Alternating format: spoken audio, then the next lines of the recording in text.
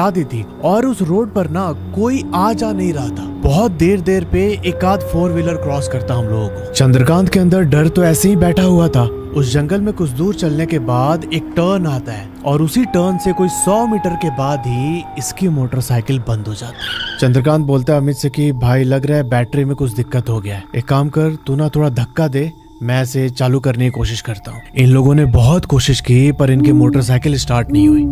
तब चंद्रकांत ने बोला कि भाई अभी ना ये घाटी का अपहिल है और थोड़ी दूर ही अपहिल है, मतलब ऊपर की तरफ चढ़ाई है, उसके बाद ढलान आ जाएगा तो फिर ले जाने में दिक्कत नहीं होगी। तू ना मोटरसाइकिल को हाथ लगा के पीछे से धक्का दे और मैं भी खींच रहा हूँ, बस उस ढलान तक हम लोग को पहुंचना है। यहाँ पर चंद्रकांत ने बाइक के हैंडल पकड़ी और अमित पीछे से धक्का देने लगा। पर चंद्रकांत यहाँ नोटिस करते हैं कि अमित ना कुछ ज्यादा ही जोर से पावर लगा रहा है। इसने बोला अमित को कि भाई क्या हो गया, तू इतनी तेज धक्का क्यों दे रहा है। मतलब वो पूरी चढ़ाई थी और चंद्रकांत बताते हैं कि इनकी मोटरसाइकिल का वेट बहुत कम हो गया था। तब अमित पीछे से बोलता है कि भाई मैं कहाँ जोर लगा रहा हूँ, मैं तो नॉर्मली पुश कर रहा हूँ बाइक को। चंद्रकांत को लगा कि यार ये अमित ही है ना। इसके अंदर थोड़ा सा और डर बैठने लगा। इन दोनों ने उस चढ़ाई को पार किया और अब नीचे पूरा ढलान का रास्ता था। चंद्रकांत बोलता है कि भाई मैं बाइक पे बैठ रहा हूँ, तू ना धक्का मारते मारते कूद के ऊपर बैठ जाना।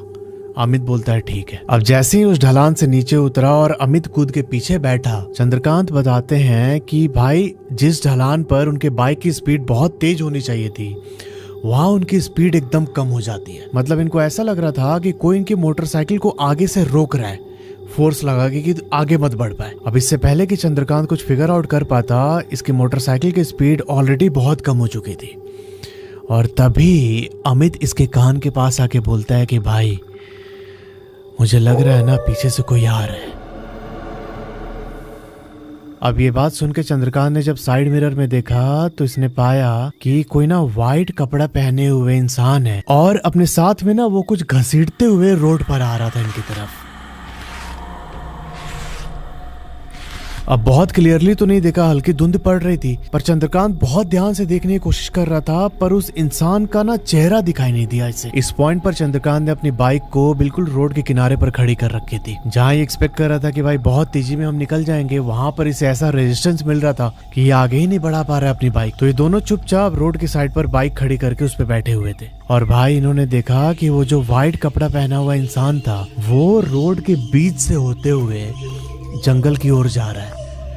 घूम के उसने इनकी ओर देखा एक बार, पर इन लोगों ने कुछ भी रिएक्ट नहीं किया, ये सीधे देख रहे थे। चंद्रकांत एकदम ऐसे कनखी से देख पा रहा था कि वो इंसान रोड के बीच में खड़े होकर इनकी ओर देख रहा है, पर इनकी हिम्मत कहाँ हो रही थी कि उसे आई कांटेक्ट करे या फिर देखने की कोशिश करे कि कौन है।